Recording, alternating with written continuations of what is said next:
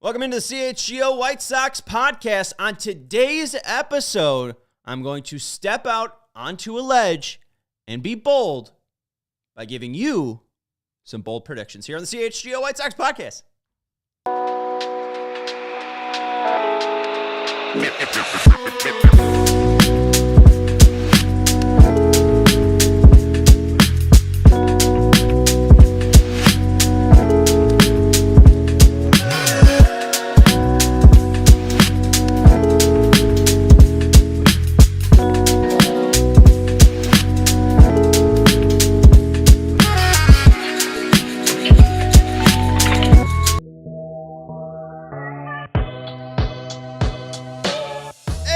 Welcome into CHGO White Sox podcast, coming to you live from Studio B of our CHGO offices here in the West Loop of Chicago. The B stands for bold. I'm Sean Anderson. Alongside me is Stephen Nicholas, our producer of the day. We were going to talk about what Chris Getz had to say at Cactus League Media Day, but since it's only 2 p.m. in Arizona, Chris Getz hasn't talked. So we have scrapped that, and we don't have anything planned for the show besides bold predictions. So this is going to be great. I hope you're in the comments. We got somebody thumbs upping it and somebody thumbs downing it. So, we're really 50-50 here.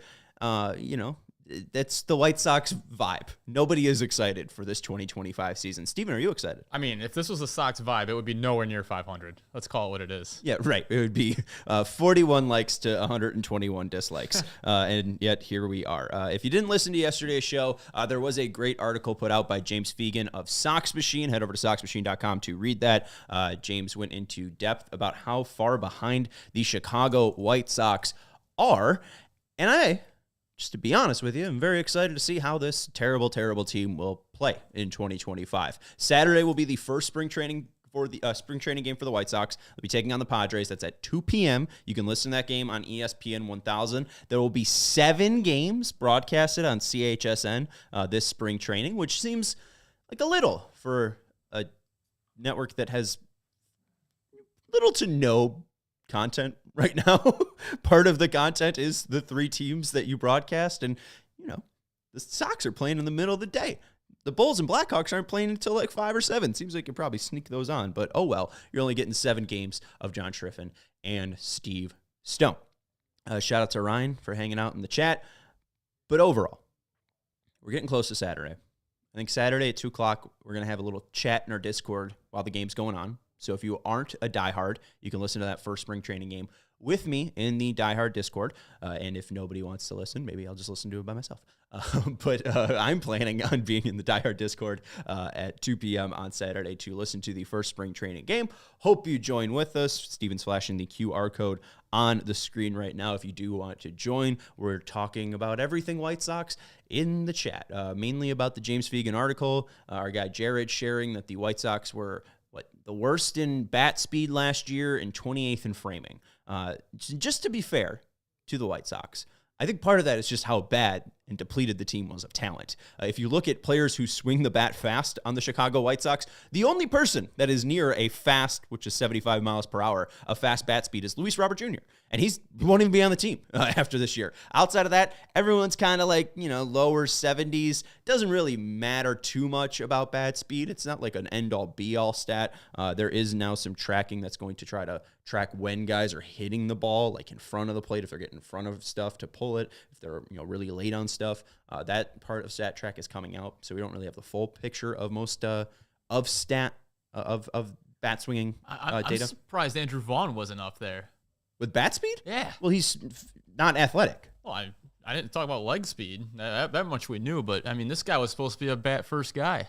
Right, but the reason why he sucks is because he's not athletic. Everyone thought he was athletic as a college player, but then, they just rushed him to the major leagues. They thought he was so athletic he could play the outfield. 30th percentile for Andrew Vaughn. 70.8 miles per hour. So below league average.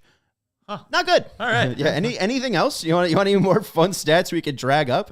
Just tell you how bad the White Sox I'm depressed enough after that one. That's what I thought. The White Sox just were horrendous. I mean, they're just, and not even horrendous, but just like there is no one on the team of note. And that's why when people look at the additions that they made, and it's only Mike Tauchman, Austin Slater, Michael A. Taylor, Matt Tice, Omar Narvaez.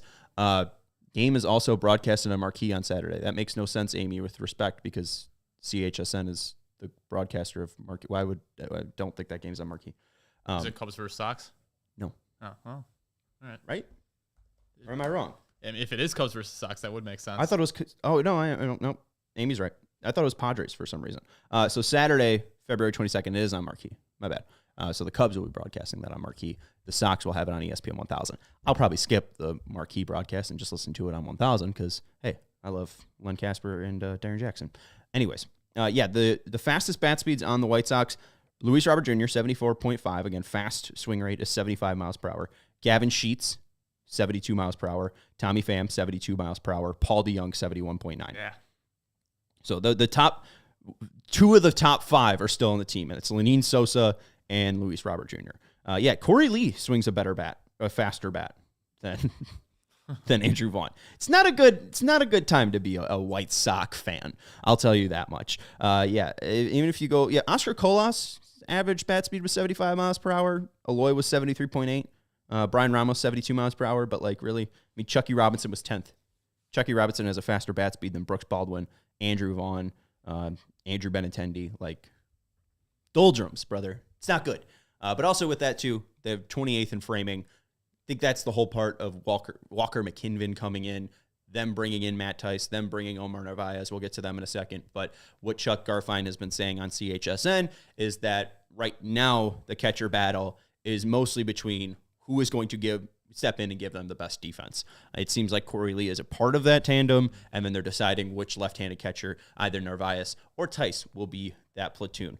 And why don't we just take that segue and jump into the bold predictions? If you have any bold predictions, feel free to share them in the chat. The Fat Hipster says the bold prediction: Tim Anderson has a higher WAR in 2025 than whoever we start at shortstop. Funny enough, too, Fat Hipster, he might put up that WAR in left field rather than shortstop, with the Angels having him and I think it was Luis Rengifo taking outfield reps. But I don't hate that. That is bold prediction. Steven was throwing out ideas of, hey, maybe we can guess who the all-star will be for the Chicago White Sox, which I think we'll get into. But I think that's a pretty good place to take it. Tim Anderson having a higher WAR than whoever the White Sox will start at shortstop in 2025, mainly because they're probably going to start 3 to 4 different people there. It might be Jake Amaya to start the year. He might suck. Then it might be Brooks Baldwin. He might stink, or maybe they want to play him at different positions. Then it might be Colson Montgomery. He might You get my point, but we'll see what Tim Anderson can prove out in Anaheim. All right, let's get into my first one about the catcher position. We're going to lead off with the stars here. No Luis Robert Jr. talk.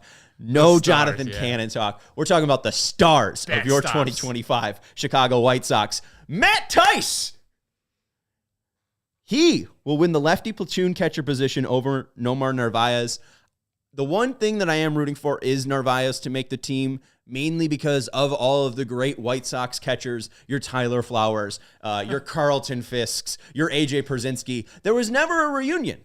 They left and never came back. I had a feeling that for some reason AJ came back in the late 2012s. He didn't. He was just with Texas and Boston and just kind of, go out.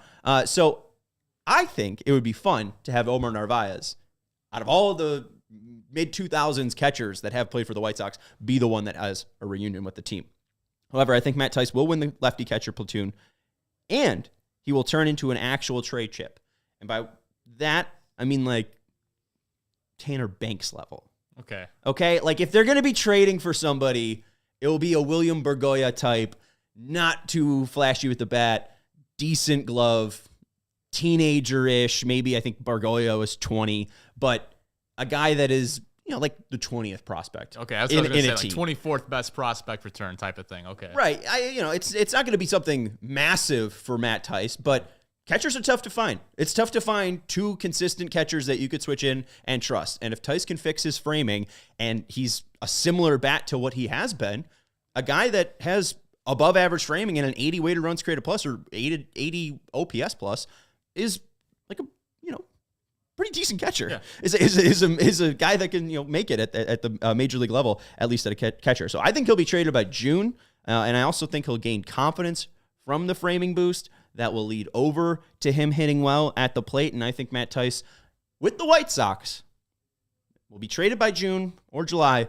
but will have a 100 OPS plus or greater when traded by the White Sox for a William Bergolla type. Well, you're really feeding into the topic here, which is bold predictions, because I'm not seeing that one happening. No, Matt, you're not a Matt Tice guy? No. Come on. Catchers are bad. And that's the thing. I mean, Tice is, I think, still like 29.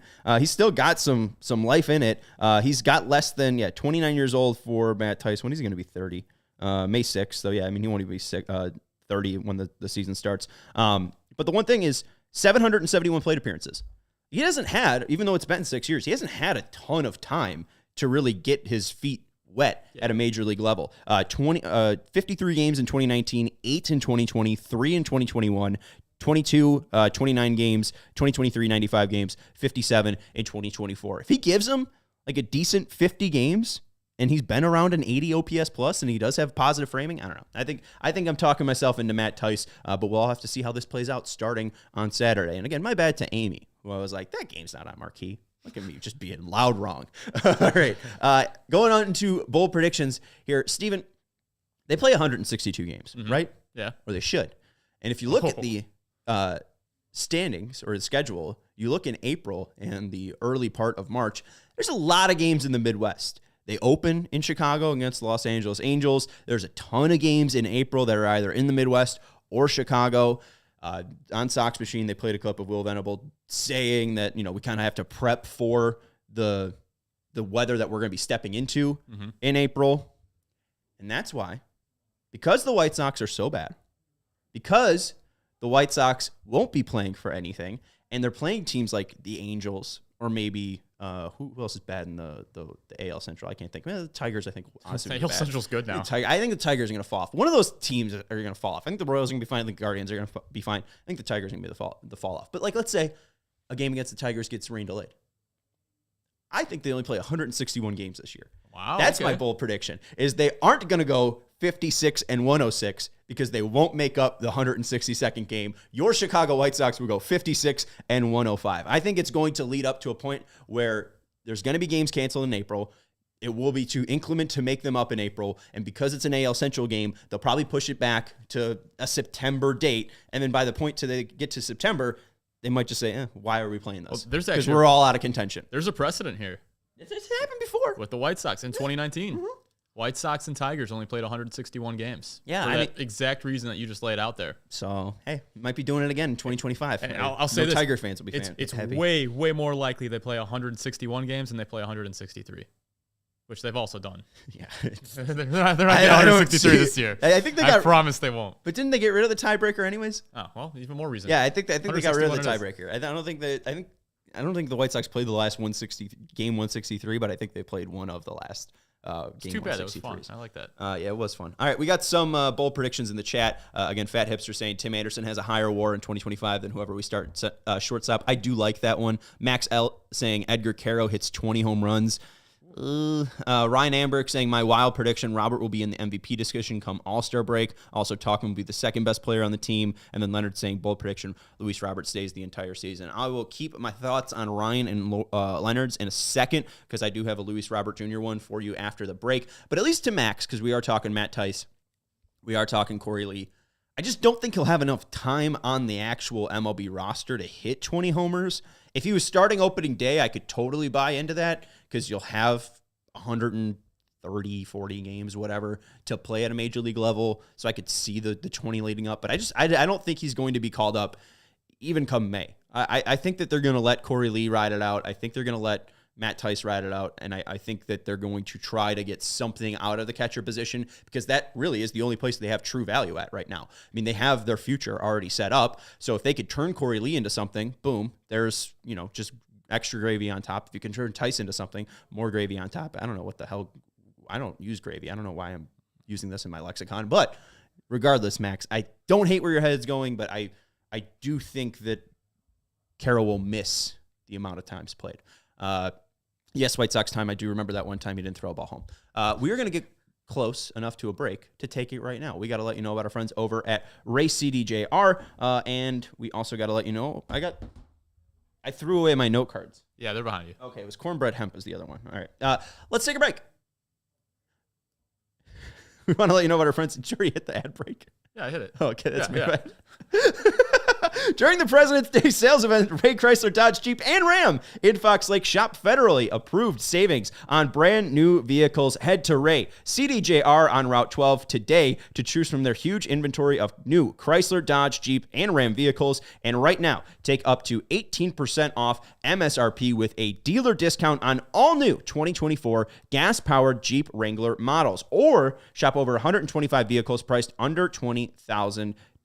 With a friendly team of brand experts, the team at Ray CDJR is here to help you during each step of your car shopping journey. Plus, since they prioritize affordability, you know you won't overpay for your next vehicle. And with Ray's Price Promise, you can shop confidently with no add-ons or no hidden fees ever. The price you see is the price you pay. It's that simple. So go check out our partner today to shop one of Chicagoland's largest inventories. Find the right new vehicle for you, then drive home happy. The team at Ray CDJR is the only team we recommend, so don't miss out on their President's Day savings event going on all month long for 18% off MSRP on all new 2024 gas-powered Jeep Wrangler models. They've been serving the community since 1963 on select models, including 392 tax, title, license, and dock fees extra. Savings based off MSRP. MSRP may not reflect actual selling price, may not be combined with other offers. Combined Ray and Raymond inventory. See dealers for details. Offer expires 2/28/25. We also want to let you know about our friends over at Cornbread Hemp. They are America's first ever USDA organic THC gummy, and their mission is to help improve your quality of life with the highest quality hemp. Some days winding down feels impossible. I get home and you might think about, hey, how can one person have so many thoughts about the Chicago White Sox? But I am trying to talk to my wife and get ready for dinner, and I have thoughts about the 26-man roster flying through my brain. That's when I settle down with some Cornbread THC gummies. It makes a long week disappear and dissipate. It makes a chill night with my wife very easy, and THC gummies from Cornbread Hemp makes it even better. Again, they are America's only USDA organic THC gummy. They're made with real THC and organic ingredients. There are no synthetics involved, and they're 100% legal and shipped directly to your door. They're perfect for unwinding, kicking back, and enjoying the moment without alcohol or the hangover. Again, America's only USDA THC gummy. So right now, as a special offer for you, CHGO listener, you can get 30% off your first order. Just visit cornbreadhemp.com/CHGO and use code CHGO at checkout. Again, that's cornbreadhemp.com/CHGO and use code CHGO for 30% off your first order. Cheers to a happier, healthy happy hour. White Sox Tom saying Luis Robert Jr. doesn't care anymore. Remember when he didn't throw a ball home last year? If he doesn't care anymore, then he's just going to be stuck here. So I don't know. If he doesn't care enough to throw a ball home for the White Sox, that also seems like he wouldn't want to be here for the rest of the year. And I would think that would lead to him to playing well to try to get the F out of Chicago. So you might get your chance, White Sox Tom, to finally stop bringing up that one singular play from 2024 that would have, made the White Sox 41 and 121, because they definitely would have lost that game. Leonard saying the 2008 blackout game had it all. Who are you, Stefan? The 2008 blackout game had it all. Hall of Famers, Griffey Jr., Tomey, Griffey's throw, AJ surviving a tackle, Brian Anderson's diving catch to win the game. One of my favorite games ever, though. That was a great game. He's right. 1-0? Yeah. That's what baseball is about. Guys not being able to score. And that's 2008. Guys aren't even throwing 95. You got true old classic 2008 baseball. And that one run was an absolute bomb by Jim Thome. Yes. No, that homer is absolutely insane. And the only person to ever hit a home run like that in White Sox history is... Oh, is this for me? Yeah. It's the guy that hit it to right field. Nope. It was exactly the same homer. Oh, it was Thome? No, you were thinking of Joe Burchard. I was thinking of Joe Burchard. Eloy Jimenez. Eloy Jimenez 2019 against the Washington Nationals. I think it was against Patrick Corbin. He had a ball pretty much dead center, exactly where the Thome ball went. All right. We got to get to Luis Robert Jr. I see Max L's comment. We'll talk about Braden Montgomery a little bit later. Let's get to Luis Robert Jr., though. I know Leonard said Luis Robert stays the entire season. It's not where my bold prediction's going. And Luis did talk yesterday to reporters saying that he would like to finish his career in Chicago. But honestly, I can't take most of the things that players are saying when they're arriving at spring training seriously.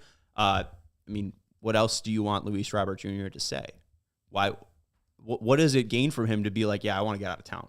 Oh, it'd be great if they traded me, because then it just looks like he's causing issues for the front office, and then that might lead to people questioning his, character, as White Sox Tom already is doing, questioning his character and maybe driving that price down. He's just hurting the White Sox. He's hurting his relationship with the White Sox, and there's nothing for him to gain by saying, I want the F out of this place.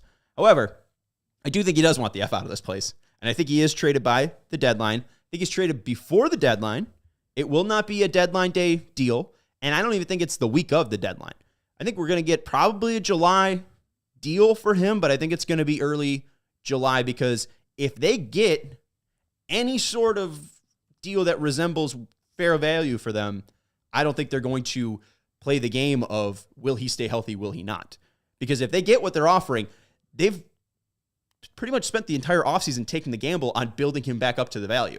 So if they get back to that value, I don't think they're going to just let it ride. There's a game that I saw, because this guy was betting every single day for 365 days. And one of the games that he bet on was like a rocket launch. And basically you hit space, and then you have to hit E before the rocket crashes and hits the ground. And the longer it goes, you build up money, right? If you go 20 meters, you get $20 or whatever. You go 100 meters, you get $100, right? And I think it's a multiplier too. So, the longer you go, it goes from like times 2 to times 5 to times 10. But you have to do it before the plane crashes. Like, that is what it feels like with Luis Robert Jr. Chris Getz is hitting space to launch that ship, and he's just waiting for the exact moment to hit eject so he can cash out as much as he possibly can. He's been benched twice in 5 years. Get over it. White Sox Tom. He's not a character. His character is not diminishing to the type of player he is. It's the fact that he strikes out a ton and he's hurt. But when he's out on the field, we know that he can hit balls like crazy, and we know that he can steal bases, and that he can play really good defense. He didn't throw that ball in from home one time, and boy, do I regret bringing it up, Tom. I think that blank name's right. Robert's on this team all year. If Robert is on this team all year, something horrible has happened. I don't think something horrible is going to happen. I think the trigger will be pulled fairly easily for Robert, and Robert will be dealt. Do we have a drum roll? Do we have a drum roll button? I don't think there is one in here. Okay. I put in a ton of Hawk. Oh, wait. Okay. Luis Robert Jr. will be traded to the Baltimore Orioles or the Arizona Diamondbacks. Those are the two teams that I will put down right now. If Luis Robert Jr. is not a Baltimore Oriole or Arizona Diamondback by July, I will shave my head. Could you take your head off for just a second? Is that going to work? I'll shave my beard. It's better. But I think that, especially with Baltimore's lack of moves this offseason, you're going to have to see some aggression for them. And if they're a team that is above 500 and is in the mix come July, I think that they're going to be a team that's going to finally be aggressive. Ryan throws out Braves. I don't think they have an interesting enough farm system to get a Luis Robert Jr. It's not crazy. I think the Diamondbacks have been fairly aggressive. It seems like they're willing to spend money too. And I think there's just a way to possibly get the White Sox to avoid paying any of Robert's salary if maybe a Jordan Montgomery is taken on. Or maybe there is a switch of Benny, Robert, Montgomery, Suarez, some convoluted crap. But I do think that those are going to be the two teams in on them. Maybe the Braves. But if I had to put my money down, make a bold prediction, the AL team, the Baltimore Orioles, and the Diamondbacks are the NL team. Braves have Michael Harris in center, right? Yes. And then Acuna's coming back. Yes. And he's playing right, and then Kelnick has been, Herb's guy, has been left field. But I don't know if, because then what, Ozuna's their DH? Yeah. Oh, Profar. They signed Profar to be their left fielder. Oh yeah, I don't see the Braves. Yeah. Blank name saying I think the Orioles are a bad pick. They don't seem to want to try the prospects the White Sox would want. That's fair, but I think part of this blank name is I think the reason why he would be obtainable is because the Orioles could eat that money. And the White Sox really, I don't think, care about the prospect return this much if they're going to be able to just send all of that money over to Baltimore. So I totally hear that point, but I think at some point Baltimore has to get desperate. And maybe they don't, and maybe they fail this rebuild, but I think at some point they actually have to put their pedal to the metal, and I think it's even less about prospects at this point. It's about someone taking on that money, because we hear the rumors of the Reds. The White Sox wanted some of their top pitchers. Arroyo was floated around, but even to get Arroyo, they had to give up some money. If the Orioles are willing to eat all that money, or maybe Cedric Mullins comes over because I think he's got a decent-sized contract, like maybe that would allow. Amy says, who would you want from Baltimore? Obviously, the best player would be nice, and it's tough to figure out packages my eyes right just now. Lit up when you said Cedric Mullins. I love Cedric Mullins. Yeah, but I mean, he's a player that I think is a free agent after this year. Mm-hmm. So it's mostly just to take on money and to make the sides work. So and maybe he's a guy too that if you are trading him in early July, then you could possibly flip him again. Mm-hmm. And maybe he's not a White Sox for a long time. But I would have to look up the Orioles prospect system again. I haven't done this since Crochet was thrown out there. And I don't think Fangraphs has updated their Orioles rankings just yet. But I know Enrique Bradfield Jr. has been thrown about in Orioles talk. I think that's probably the most obtainable one. Kauser doesn't make any sense for them to get rid of. Kjerstad doesn't make any sense for them to get rid of. Mayo, Basayo, and Holiday don't make any sense. So I couldn't throw out an exact name that I would want, mainly just because I don't have an updated Orioles prospects ranking. But I think that it's going to have to be somebody outside the top five if it's going to be an Orioles trade. But part of the Orioles trade would have to be them taking on that money. I think they might be able to get a better prospect from the Diamondbacks, but maybe they're eating some of those money. And Ryan says, better yet, he's going to be traded to the Expos, which would be great news for everyone of Montreal and people who are a fan of great baseball jerseys. All right. Best. But that's just my bold prediction. I think those are the teams that make sense for him, at least from a construction standpoint. Can I make out a deal? No. I'm just being bold and saying out the team. So we'll work on that. We'll work on who we're going to get from the Baltimore Orioles. Because remember, I had a deal with the Phillies back in June for Luis Robert Jr., and that included Aiden Miller and Andrew Painter, and I'm a big dumb idiot. So I don't know if I should be throwing out trade requests. Kenny Power says, we'll trade for Totino's pizza rolls. Yes. Pepperoni. The sausage ones are gross. Next bold prediction. Jonathan Cannon will be the White Sox ace. I don't know how bold this is. I know some people are really big into the Davis Martin train. Our guy Herb thinks that he's going to be an all-star for the Chicago White Sox in 2025. There's some talk that he might even be the opening day starter for the team come 2025. I don't think that's going to be the case. I think it's going to be Jonathan Cannon. I don't know if it's that important, being that they're both drafted from the organization, but one's a third rounder. That's Cannon. Martin was an 11th rounder. I think that Cannon's going to get the nod, mainly because he was better for a more consistent period of 2024. And I also think that he is a guy that can get lefties and righties out for sure right now with the pitch mixes that he has. He has about 6 to 7 pitches. I don't know how much he trusts that 7 pitch, but I'm pretty sure he ended up throwing a cutter at some point last year. So I think he's got 3 pitches that he can confidently throw to lefties. I think he's got 3 pitches that he can confidently throw to righties. And I think that he will, again, be the White Sox ace. I don't think it will be close. And I think he will flirt with a 4-WAR season for the White Sox. Maybe 3.6, maybe 3.8, maybe 3.9, not 4. But I think he'll be around-ish what Garrett Crochet was WAR total last year. I think he'll have more innings pitched, less dominance like Crochet had, less strikeouts. But I think that being a ground ball pitcher, being able to avoid walks, will lead to success for Jonathan Cannon in 2025. So there you go, Steven. If you're wondering who my all-star pick for the White Sox in 2025 was, I think Luis Robert Jr. will be in Baltimore or Arizona, so it won't be him, and I think it will be our guy Jonathan Cannon being the White Sox representative. Unless it's like Prelander Baroa. Can I go way, way off the board for an all-star pick here? Sure. Brian Ramos. Okay. The issue with Ramos is I don't think he's going to make the team. Where am I? This is why I don't throw away my notes. It's good for dramatic effect. It is good for dramatic effect, but terrible when you throw away your notes, mix them up, and then don't have your position battles. Here we go. I got Vaughn and Gallo. There's 2.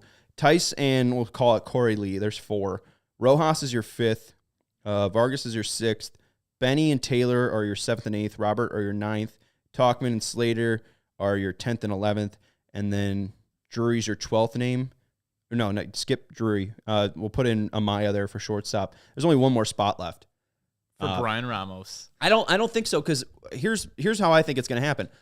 You could have Mydroff play second in Charlotte. You could have Colson play shortstop at Charlotte, and you could have Ramos play third base at Charlotte. Mm-hmm. Give Vargas all that time at DH, and then that way the Major League DH is open for Benintendi to play there. That way you can have Michael A. Taylor play left field and actually give you decent defense.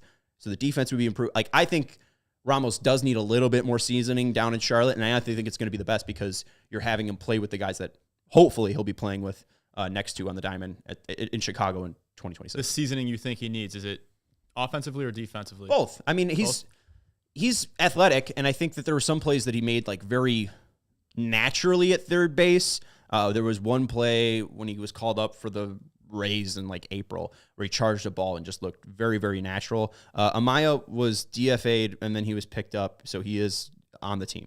Jacob Amaya is still on the team. He was DFA'd, and then Baltimore DFA'd him, and then they picked him back up. So unless they've DFA'd him for a second time, I believe Jacob Amaya is on the team.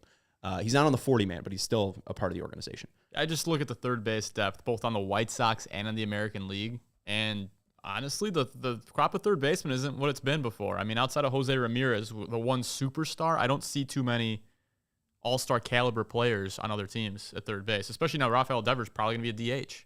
Yeah, Devers is going to be a DH, and then, hey, at least they get to replace him with one of the all-star third basemen, Alex Bregman. Fair. Not a bad upgrade. But, yeah, I mean, that's why I think you got to give Vargas a shot, too, because he's a former top 100 prospect. This is not me dragging this guy because he's an avid listener, and I appreciate him communicating with me. But Matt replaced on Blue Sky.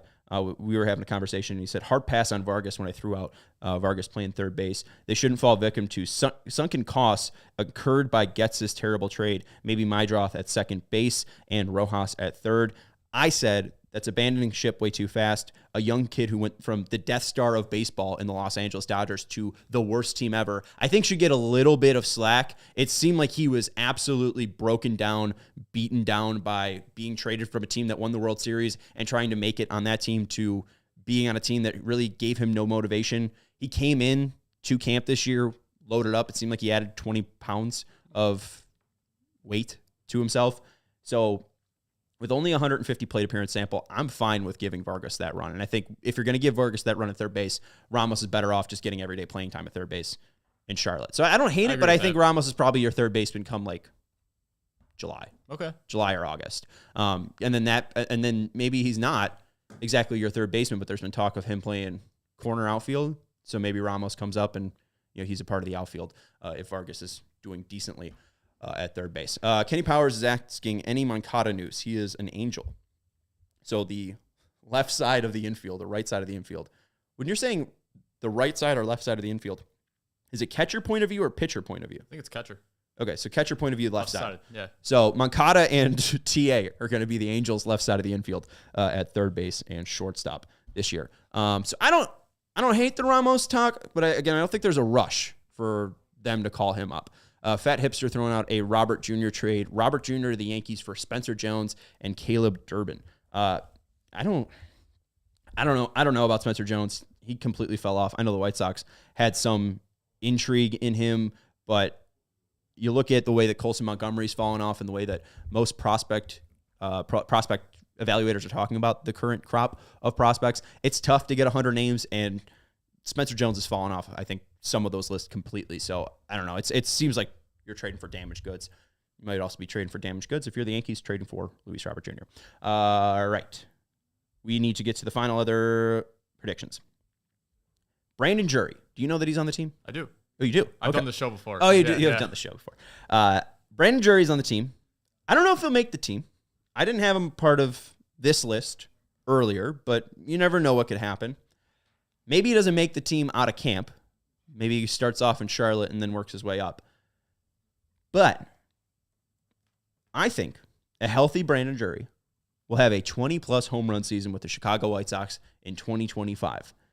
Because I think, if you look at his stats, if he's healthy, if he's healthy, he had 2 prior seasons with 20-plus homers.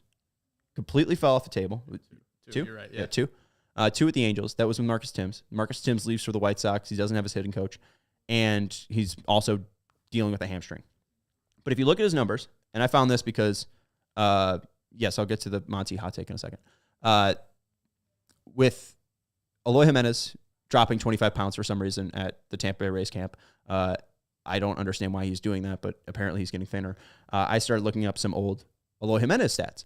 And one of them was on pitches in the heart of the plate, which are truly middle. If you're picturing a 3x3 K zone, 3 bars. 9 squares. Yeah. 9 squares. 3 squares at the top, 3 squares in the middle, 3 squares at the bottom. The middle square. Pitches hard of the plate. Eloy had an average launch angle of 7 degrees and an average distance of 146 feet.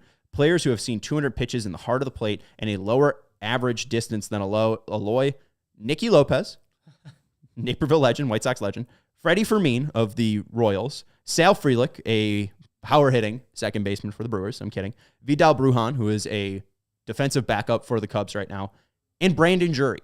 So I don't think Eloy's launch angle and lack of power really makes any sense, and I don't think Jury's complete fall-off makes any sense. So I'm going to say the Jury bounces back. Final one, I believe. Final 2. Final 3. Jesus, we're already over 30 minutes in the show. Should probably do another break. Jared Schuster will not only be on the team come 2026, but I think he will be on the team come 2027. Is he good? No. But it seems like he has a rubber arm, and by the end of the year, by August, July, and September, he was averaging over 93 miles per hour on his fastball. That is an average left-handed fastball in MLB. I think there's already some talk about him being a potential starter for the White Sox to start opening day. And I think at the worst, he's slated for the bullpen, but we saw how much he was used out of the bullpen. I think he was used in like 77 innings last year. I think that will be closer to like 90 to even probably 100 for Jared Schuster. I think they got something of use. I don't know if he's good, but I think he can be used, and I think he's cheap. So I like that our guy, Jared Schuster, will be sticking around the team probably until 2027. I think he'll be in spring training in 2027. I don't know if he'll have a guaranteed spot, but I think you'll see him on the team in 2026, and then we'll see what happens in 2027. But I think he's got 2 more years left in Chicago. Final 2. Pierce Coppola will be drafted by the White Sox with the 10th pick of the 2025 MLB draft. I am going already and putting my heart out on the limb. I saw one highlight of this guy, and I'm sold. This is exactly who the White Sox would draft because we've seen the Noah Schultz pick, and we've seen the Hagen Smith pick, and we've seen the Garrett Crochet pick. You know what they like? Big-ass lefties. You know what Pierce Coppola is? A big-ass lefty. Ooh. Guess how tall he is, Steven? 6'10". No. 6'8", but close. 6'8". He is a redshirt junior. He's 4 months younger than Hagen Smith and Noah Schultz, both of those born August 2002. Pierce Coppola, December 2002. So he is fairly old for his age. He was a top pitcher in the 2021 high school class, but has dealt with a ton of injuries. He had Tommy John in 2023, was okay and pitched through 2024, but was bouncing back. And now since he's fully recovered, had that full year to recover from Tommy John, he came out throwing darts against Air Force in his 2025 start. Touched 93 as a 6'8" left-handed pitcher. He allowed 1 hit, 1 run, and struck out 12 in 5 innings. And again, we read this quote yesterday from James Fegan's piece on Sox Machine. Brian Banderson said, "We need to find gems and develop them fast. If we're not going to be able to hold on to the Ceases and Crochets for more than 4 years, we need to develop guys fast." I think Coppola, with his extensive injury past,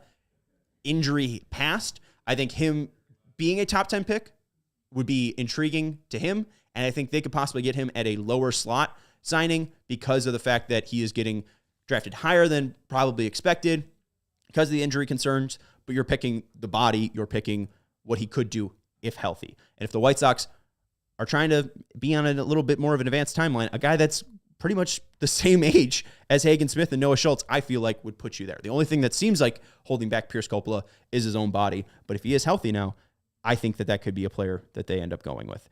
Final one, and then we'll get to Max L's bold predictions. If you have any other bold predictions, share them in the chat. Steve will pop them up on the screen. My final bold prediction goes back to Miguel Vargas. Miguel Vargas will lead the Chicago White Sox in home runs in 2025. Miguel Vargas will hit 24 home runs, and unfortunately, that will lead the Chicago White Sox in home runs in 2025. I don't really have that many stats behind it. So you're predicting 2 different 20 home run hitters. Well, or 3 if you want to count Luis Robert. Drury won't hit 20. Robert might hit 20 with the Sox, but I don't know. I think he'll probably get traded before that. Yeah.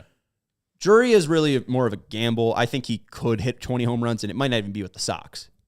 I think that they could cut him. He doesn't even make the opening day roster, and then he climbs on with some team somewhere else, and he hits 20 home runs there. Maybe Miami Marlin, Brandon Drury, will be hitting 20 home runs. But I feel like there's still something in his bat. Like I don't hate that signing. I understand why they brought him in. So like I think he could rebound. Maybe he goes back to the Angels. But yeah, I guess I am picking 3 players to hit 20 homers. And one of them won't be Benny. So there you go. I knew that. All right. Fat Hipster saying, bold prediction, Davis Martin will be our all-star starter. He will also get traded. I don't know the point of trading Davis Martin. I understand that they really have traded anyone of value, but I don't know if he'll be that valuable because he doesn't throw as hard as Dylan Cease. He doesn't have that great of a slider as Dylan Cease. That changeup is developing. He might get traded, but I don't know how much he'll actually bring back, and what he's got 2 more years of pre-arb. So there's really no reason for them to trade him. I really don't think that he'll be traded. Jinxer says Benny will be our all-star. Fingers crossed. Will he even be on the team? But yeah, we'll go to Max L saying another hot take. Braden Montgomery makes it all the way to Charlotte this season. I don't hate it. I could see it happening.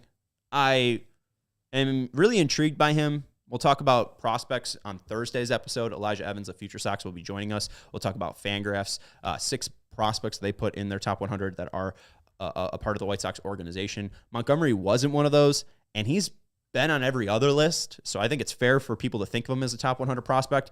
And I think he probably ends up starting in Winston-Salem or Kannapolis. He'll likely start in either Advanced A or Low A. I don't know. Going from Advanced A and Single A to Double A to Triple A, it's not out of the possibility, but I think like if you're saying he makes it all the way to Charlotte, I think he could be only like 15 games.